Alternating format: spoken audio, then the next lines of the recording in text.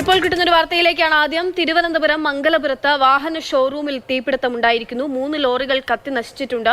മംഗലപുരം തോന്നയ്ക്കലിലെ ഐഷർ ഷോറൂമിലാണ് തീപിടുത്തമുണ്ടായത്. ഹരി വിവരങ്ങളുമായുണ്ട്. ഹരി, എപ്പോഴാണ് തീപിടുത്തമുണ്ടായത്? തീ അണയ്ക്കാനുള്ള ശ്രമം എങ്ങനെ തുടരുന്നു? പൂർണ്ണമായും അണച്ചിട്ടുണ്ട്. മംഗലപുരം തോന്നയ്ക്കലിലെ ഐസർ ഷോറൂമിലാണ് തീപിടുത്തമുണ്ടായത്. ഉച്ച കഴിഞ്ഞൊരു 3 മണിയോടുകൂടിയാണ് ഈ സംഭവം നടക്കുന്നത്.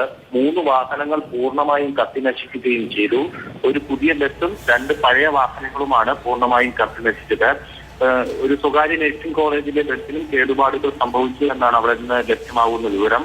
അപകടത്തിൽ ഈ മിനിലോയിൽ നിന്നാണ് ആദ്യം തീപിടുത്തം ഉണ്ടായതും എന്നും അവിടുന്ന് പ്രദേശവാസികൾ പറയുന്നുണ്ട്. അങ്ങനെയാണ് ഈ അപകടം ഉണ്ടായത്. ഈ മിനിലോറിയിൽ തീപിടുത്തം ഉണ്ടായതിനു ശേഷം തൊട്ടടുത്ത ബസ്സിലേക്ക് ഈ തീ ആളി പടരുകയായിരുന്നു. 5 ഫയർഫോഴ്സ് യൂണിറ്റുകൾ സ്ഥലത്തെത്തിയാണ് തീ അണച്ചത്. ശരി, ഹരിയാണ് വിവരങ്ങൾ നൽകിയത്. എന്തായാലും തീ പൂർണ്ണമായും അണയ്ക്കാൻ കഴിഞ്ഞിരിക്കുന്നു എന്നുള്ളത് വലിയ ആശ്വാസം.